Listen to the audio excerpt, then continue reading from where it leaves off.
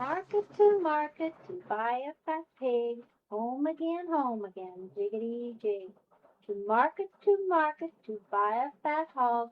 Home again, jiggity jog. Birdie, birdie in the sky, don't drop white horse in my eye. If you do, I'm sure to cry. Sing a song of sixpence, a pocket full of rye. 4 and 20 blackbirds baked in a pie. When the pie was open, the birds began to sing. Wasn't that a dainty dish to set before the king? The king was in his counting house, counting out his money. The queen was in her parlor, eating bread and honey. The maid was in the garden, hanging out the clothes. When along came a blackbird and pecked off her nose. But a little Jenny Wren came and popped it on again. Called for his pipe, and called for his bowl, and called for his fiddlers 3. Now, every fiddler had a fine fiddle, and a very fine fiddle had he. Tweedledee, tweedledee, tweedledee, tweedledee, tweedledee went the fiddlers 3. Oh, there's none so fair can compare with old King Cole and his fiddlers 3. Pussy cat, where have you been? I've been to London to visit the Queen. Pussy cat, what did you there? I frightened the little mouse under the chair. See a pin and pick it up. All the day you'll have good luck. See a pin and let it lay. Bad luck you'll have all day. Polly put the kettle on, Polly put the kettle on. Polly put the kettle on, we'll all have tea. Shirky, take it off again, Shirky, take it off again. Shirky, take it off again, they've all gone away. 1, 2, buckle my shoe. 3, 4, knock at the door. 5, 6, pick up sticks. 7, 8, lay them straight. 9, 10, a good fat hen. Wee Willie Winkie runs through the town, upstairs, downstairs, in his nightgown, rapping at the windows, prying through the lock. Are the children in their beds? For it is 8 o'clock. Little Tommy Tittlemouse lived in a little house. He caught fishes when other men fished.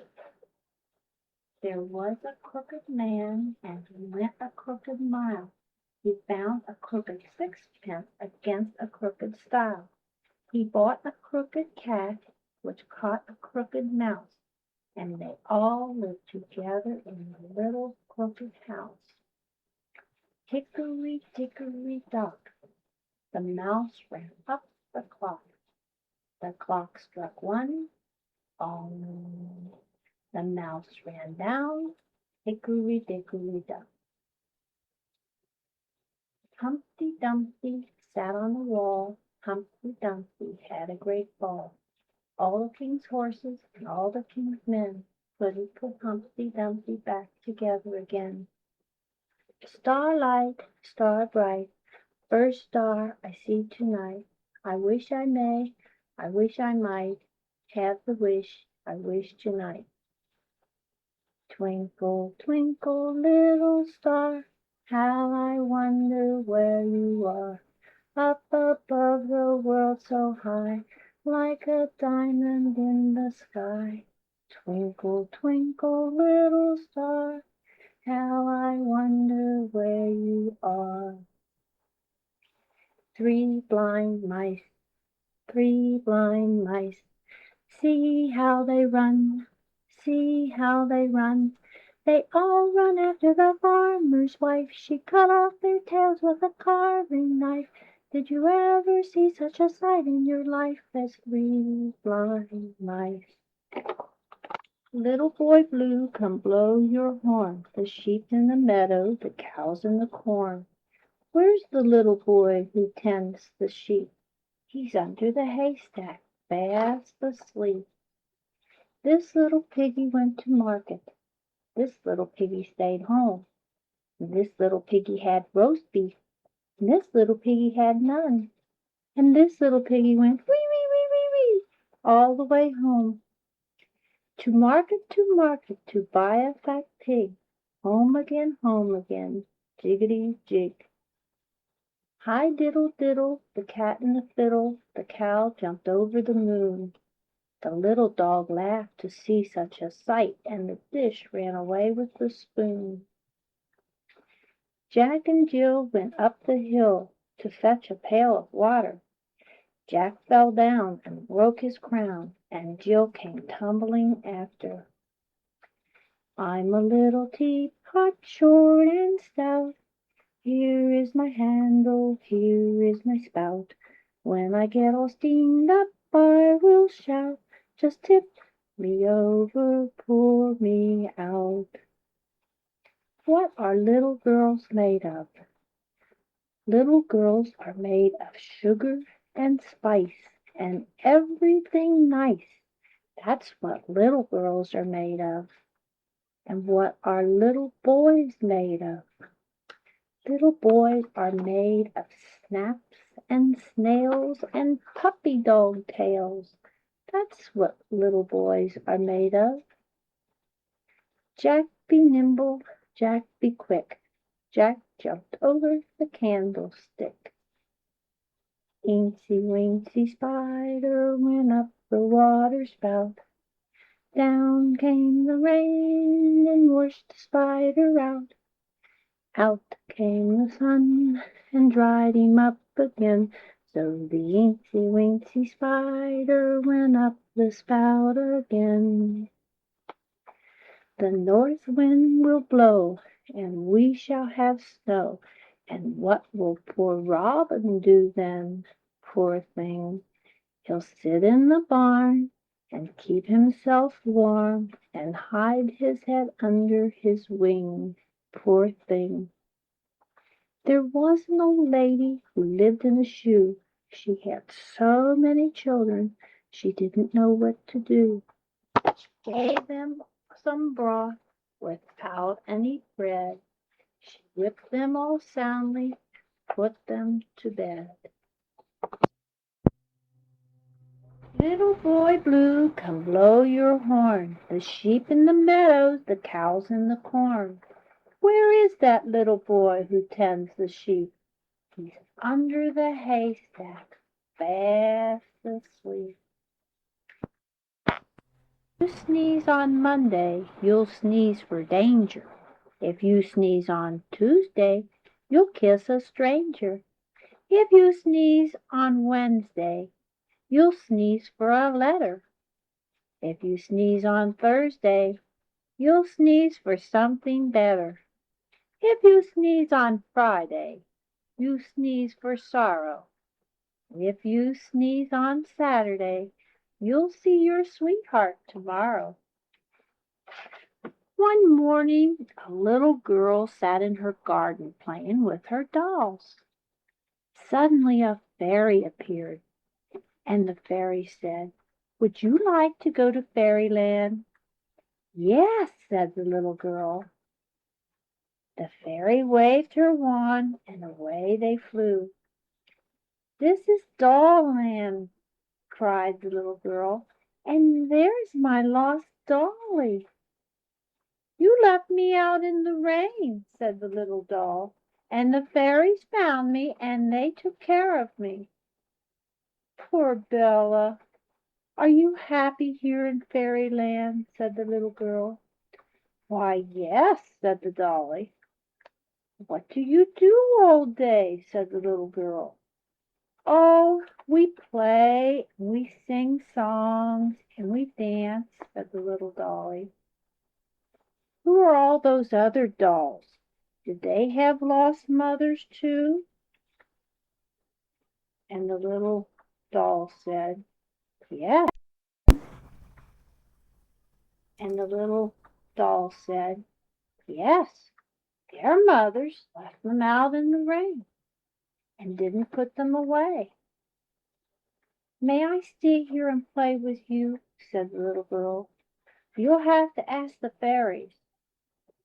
Just then a bell rang, and the little girl woke up. Here she was just dreaming. Rock-a-bye, baby, in the treetop. When the wind blows, the cradle will rock.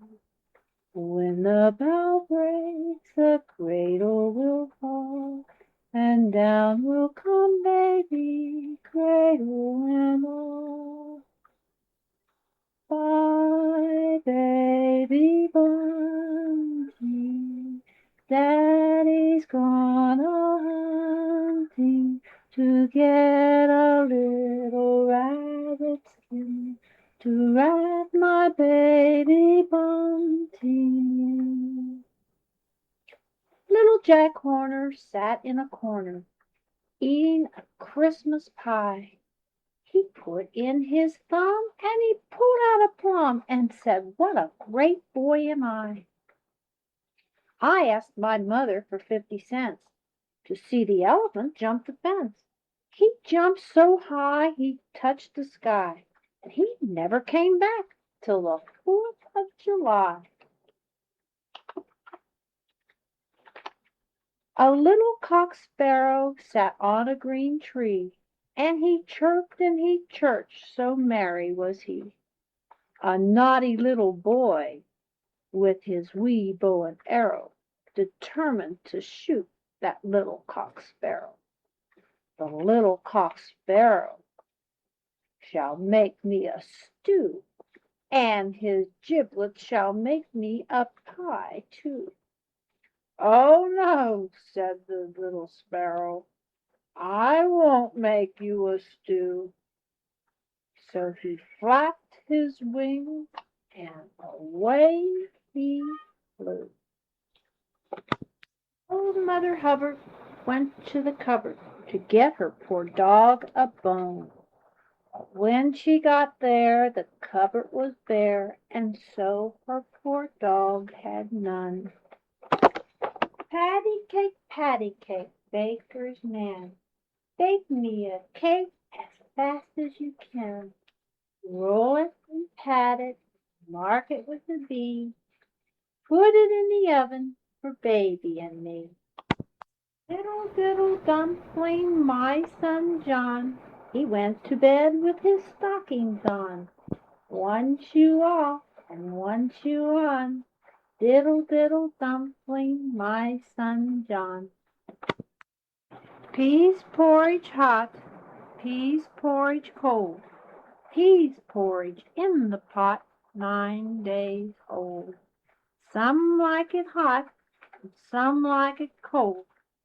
Some like it in the pot, 9 days old. Peter, pumpkin eater, had a wife and couldn't keep her. He put her in a pumpkin shell, and there he kept her very well. Oh dear, what can the matter be? Oh dear, what can the matter be? Oh dear, what can the matter be? Johnny so long at the fair. He promised to buy me a bunch of blue ribbons. He promised to buy me a bunch of blue ribbons. He promised to buy me a bunch of blue ribbons to tie in my bonny brown hair.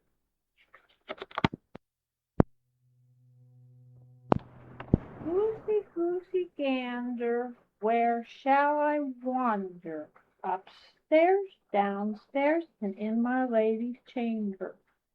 There I met an old man who wouldn't say his prayers. I took him by the left leg and threw him down the stairs. Goosey, goosey, gander, where shall I wander? Upstairs and downstairs, and in my lady's chamber. A diller, a dollar, a 10 o'clock scholar, what makes you come so soon? You used to come at 10 o'clock, but now you come at noon. One little, two little, three little Indians, four little, five little, six little Indians, seven little, eight little, nine little Indians, 10 little Indian boys. 10 little, 9 little, 8 little Indians, 7 little, 6 little, 5 little Indians, 4 little, 3 little, 2 little Indians, 1 little Indian boy. Ba, ba, black sheep, have you any wool? Yes, sir, 3 bags full. One for my master and one for the dame, one for the little boy that cries down the lane. Ba, ba, black sheep, have you any wool? Yes, sir, 3 bags full. Seesaw, Marjorie Daw, baby shall have a new master. She shall have a penny a day because she can't work any faster.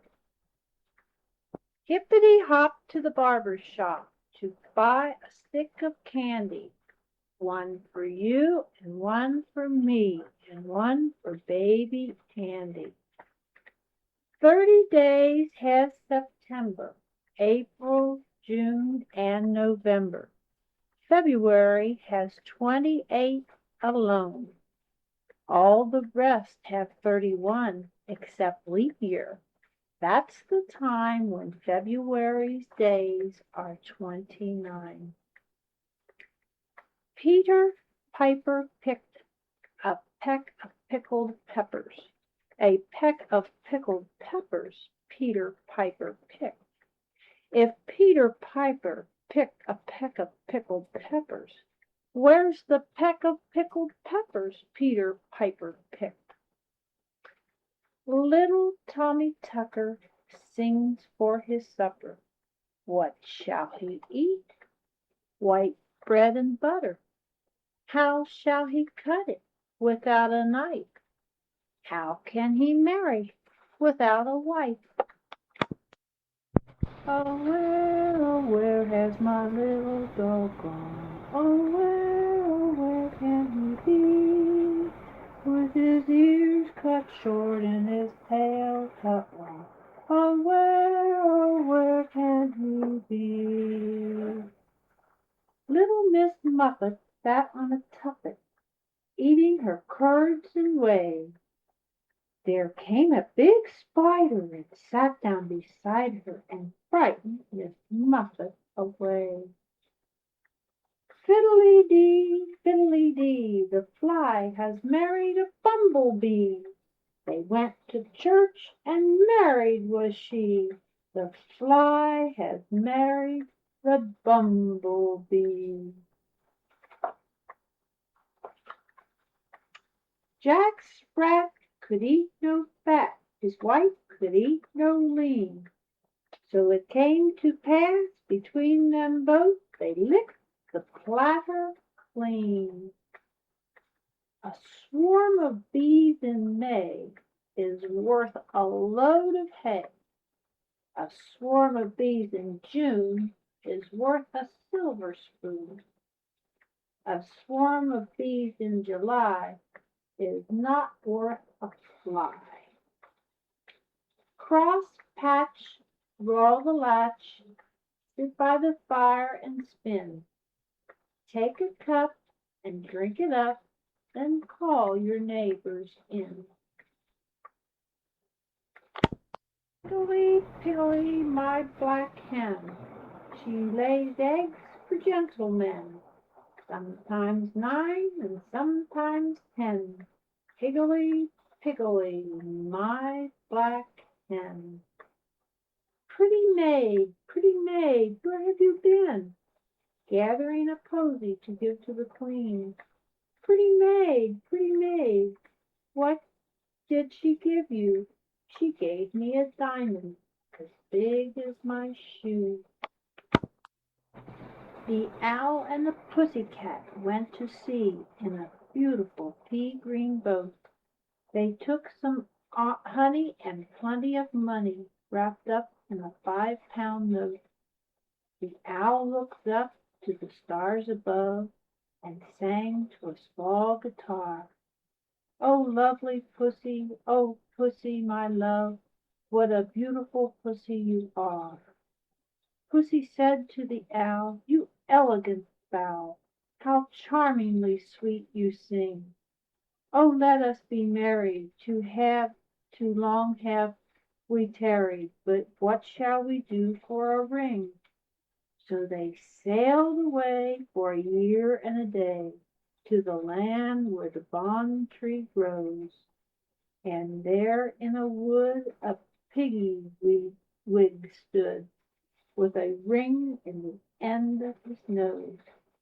"Dear pig, are you willing to sell for 1 shilling your ring?" said the piggy. "I will."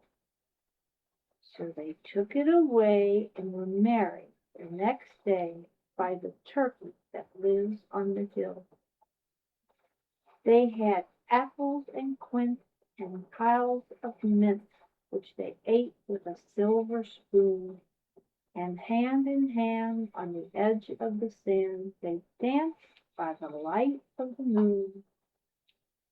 Monday's child is fair of face, Tuesday's child is full of grace, Wednesday's child is full of woe, Thursday's child has far to go, Friday's child is loving and giving, Saturday's child works hard for its living, and a child born on the Sabbath day is fair and wise and good and gay.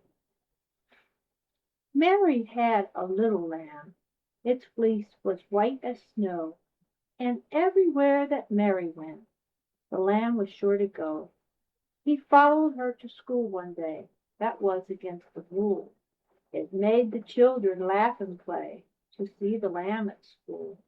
So the teacher turned him out, but still he lingered near, and waited patiently about till Mary did appear. Then he ran to her, and his head upon her, and laid his head upon her arm, as if he said, "I'm not afraid. You'll keep me from all harm." "What makes the lamb love Mary so?" the eager children cry. "Oh, Mary loves the lamb, you know," the teacher did reply. "Fishy, fishy, in the brook, won't you bite my little hook? If you do, I'll catch you. Fishy, I will eat you too."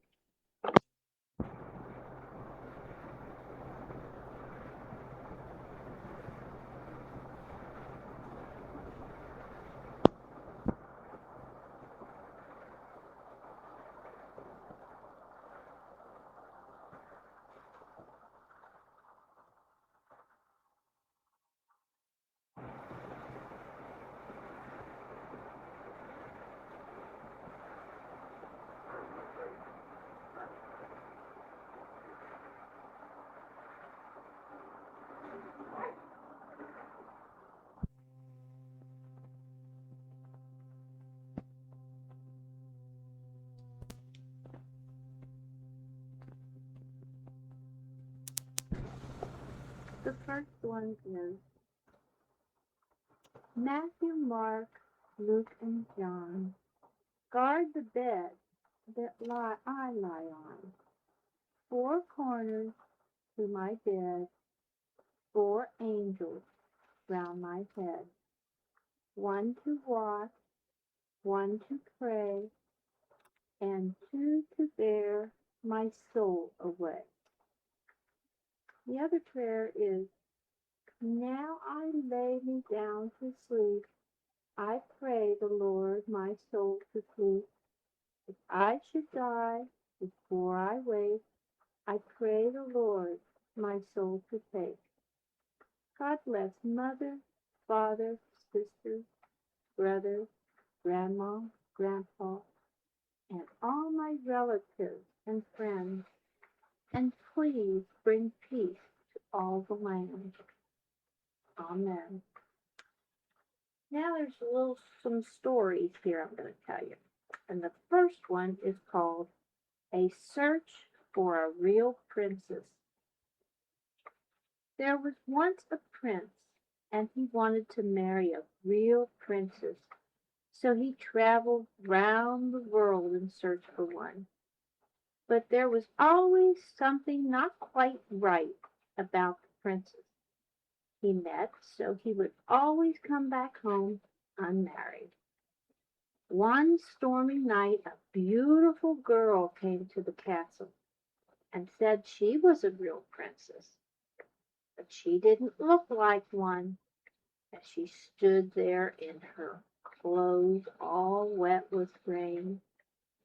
The mother of the prince said she would find out for sure if the girl was a real princess. And she went to the girl's bedroom and put a pea on the mattress. Then she put 20 mattresses on top of the pea and 20 feather beds on top of the 20 mattresses. The girl did not know the mother of the prince had put the pea in the bed.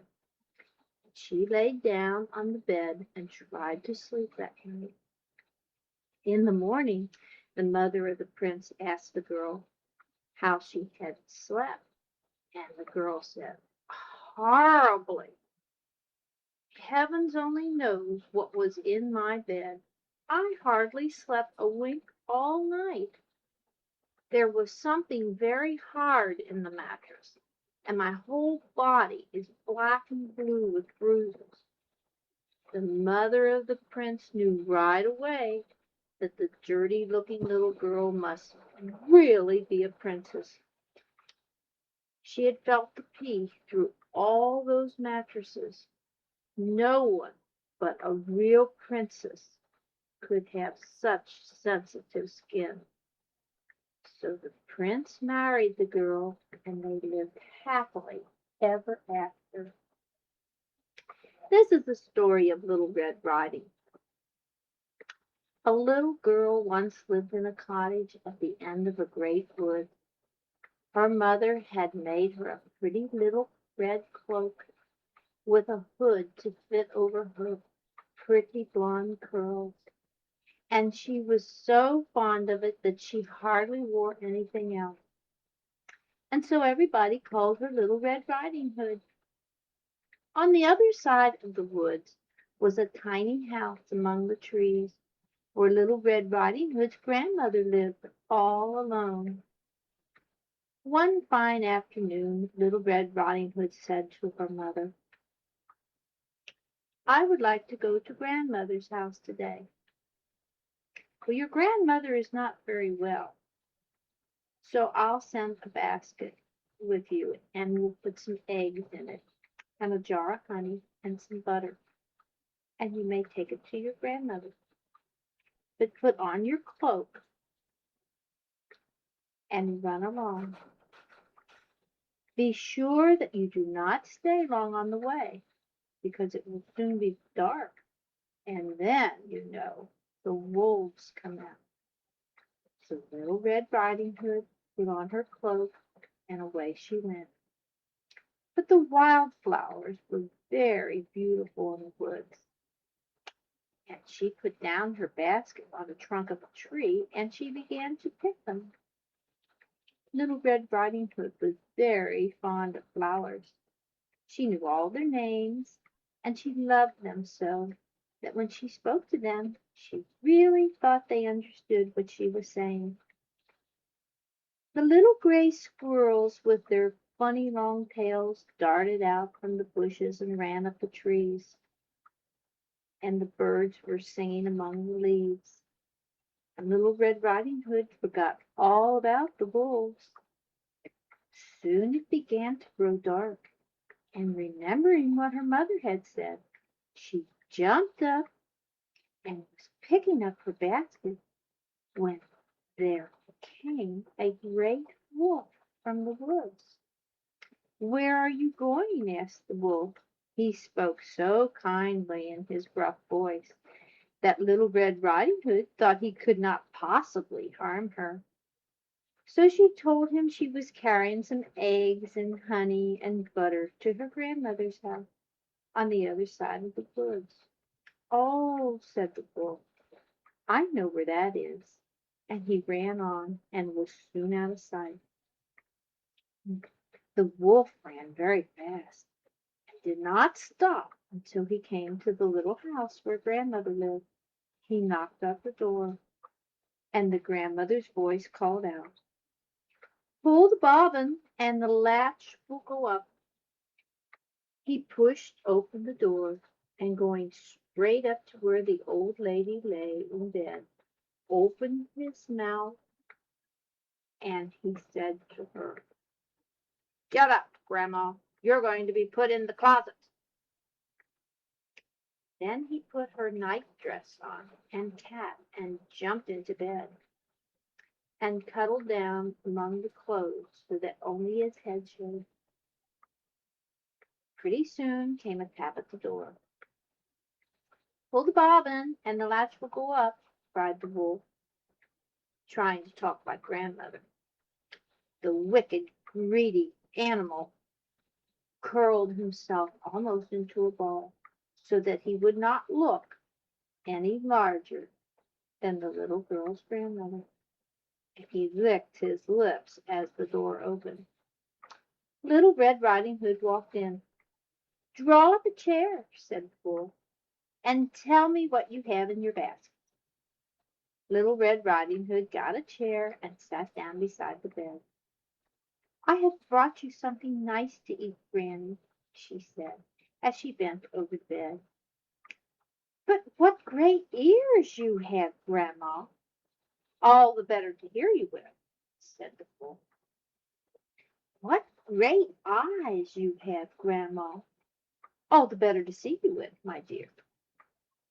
"And oh, what great teeth you have, Grandma."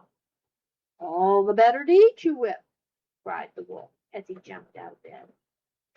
Little Red Riding Hood ran screaming to the door.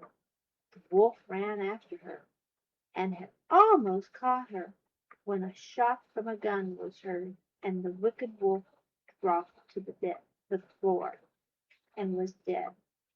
A woodcutter who was passing by had heard the cries of Little Red Riding Hood, and he popped his gun through the window just in time to save her. Little Red Riding Hood was very grateful to the woodcutter, but she had become so frightened she had forgotten all about her grandma that she had heard screaming in the closet. So they ran over to the closet door, opened it up, and got her grandma out, and she was safe. Little Red Riding Hood then remembered that her mother must be starting to worry about her, for it was getting late. And she ran to the cottage, where she found her mother waiting for her at the front door. The mother drew Little Red Riding Hood close to her and loved her and listened to her story of all that had happened. She was so happy to have her little girl home again, and Little Red Riding Hood was so happy to be out of danger that she promised her mother never to disobey her again. Here's a story about the gingerbread man. There once was a little boy who lived far off in the country, where there were no other little boys or girls to play with, and he was often very lonely. One day his mother said, "I'll bake you a gingerbread man, and you can play with him." So she took flour and molasses, and cream and eggs and ginger and baking powder. Now don't forget about what I said about the baking powder. And she mixed them all together and cut out a gingerbread man. She gave him round black eyes made of raisins, a funny flat nose made of a citron, and a laughing mouth cut out of a wintergreen drop. And she put a little red cinnamon candy down the front of his jacket button. Then she laid him carefully in a pan and popped him into the oven. "Watch him so he doesn't burn," she said to the little boy. So he pulled up a stool in front of the oven door, which was made of glass, and he watched, he watched, and he watched. First he saw the ginger man begin to grow firm and brown. Then he saw, what do you suppose he saw? Now you haven't forgotten about the baking powder that I told you about, have you? The mother had put in too much baking powder. Now the gingerbread man begins to rise and to rise and to rise until he rose right out of the pan and out of the oven. And before the boy or his mother could catch him, the gingerbread man was running out of the kitchen door and down the path and down the road as fast as his little brown legs could carry him. The mother and the boy ran after him, crying, "Stop! Stop, gingerbread man! We made you! You belong to us!" But the gingerbread man ran on, laughing, and he called back, "Run, run as fast as you can! I got out of the oven and out of the pan, and you'll never catch this gingerbread man." And the mother and the boy could not catch him, though they ran as fast as they could. The gingerbread man ran on and on through green fields and meadows, knee-deep in hay, and he met a cow. "Stop, Mr. Gingerbread Man," said the cow. "Don't run so fast. Bit a bite and let me eat you up." But the gingerbread man only laughed and ran faster and called back, "Run, run as fast as you can. I got out of the oven and out of the pan, and you'll never catch this gingerbread man." The cow ran after him as fast as ever she could, but she couldn't catch him.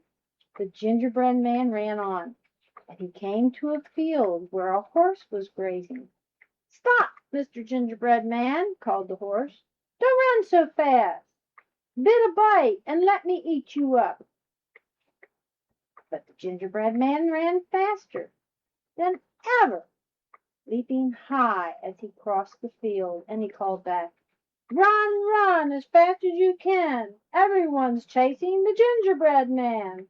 The boy and the mother, the red bossy cow, "So you can try to catch me now."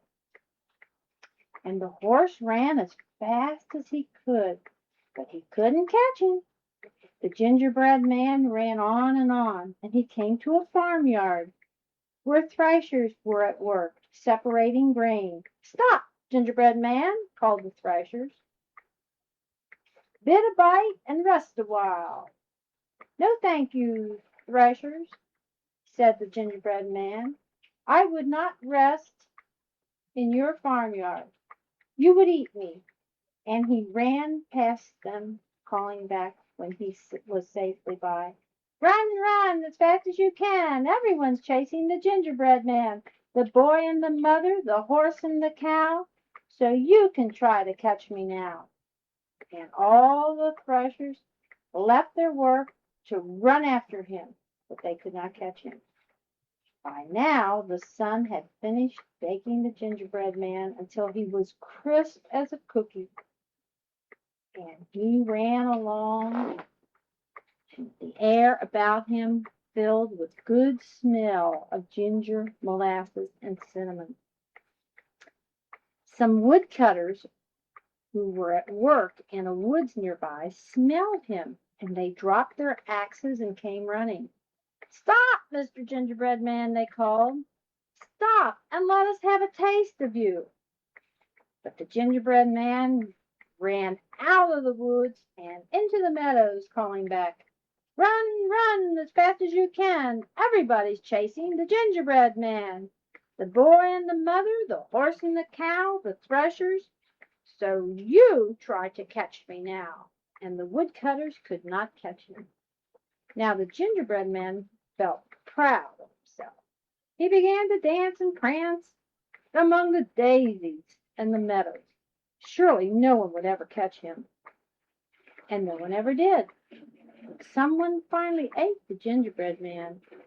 It was someone who never ran after him at all, who never even tried to catch him or listen.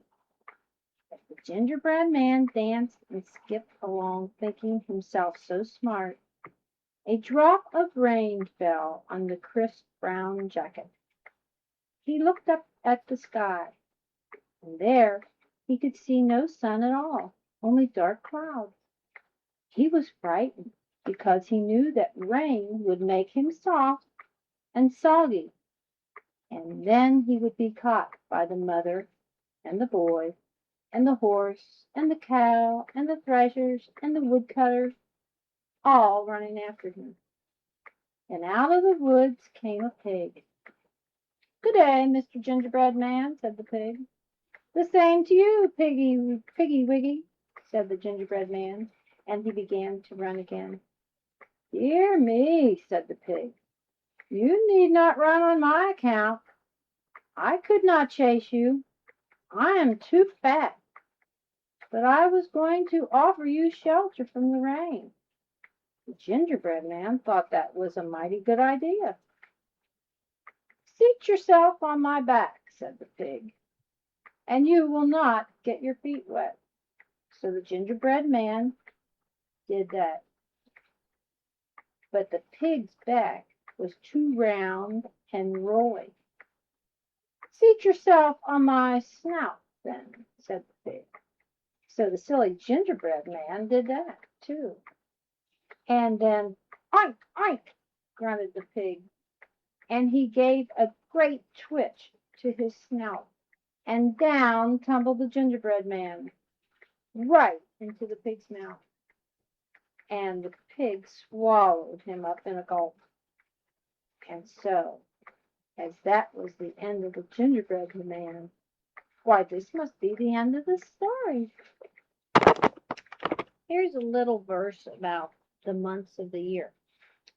January brings the snow, makes our fingers glow. February brings the rain, thaws the frozen lakes again.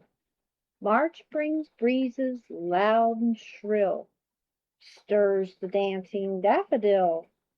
April brings the primrose sweet, scatters daisies at our feet. May brings flocks of pretty lambs, skipping by their fleecy dams. June brings tulips, lilies, and roses, fills the children's hands with posies. Hot July brings cooling showers, apricots and gillyflowers. August brings the sheaves of corn, then the harvest home is born. Warm September brings the fruit, sportsmen then began to shoot. Fresh October brings the pheasant, then to gather nuts is pleasant. Dull November brings the blast, then the leaves are whirling fast. Chill December brings the sleet, blazing fires, and a Christmas treat. 1, 2, buckle my shoe. 3, 4, knock at the door. 5, 6, pick up sticks. 7, 8, lay them straight. 9, 10, the big fat hen. 11, 12, dig and devil. 13, 14, maids a counting. 15, 16, maids in the kitchen. 17, 18, maids a waiting. 19, 20, my plate's empty.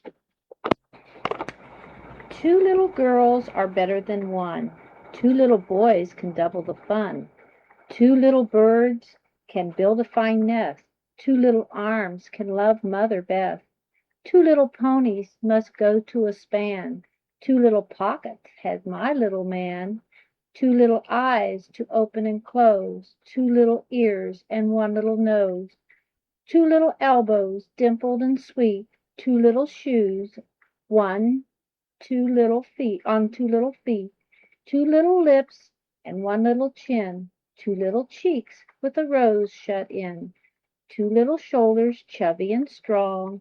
Two little legs running all day long. Two little prayers does my darling say. Twice does he kneel by my side each day. Two little folded hands soft and brown. Two little eyelids cast meekly down. And two little angels guard him in bed. One at the foot and one at the head.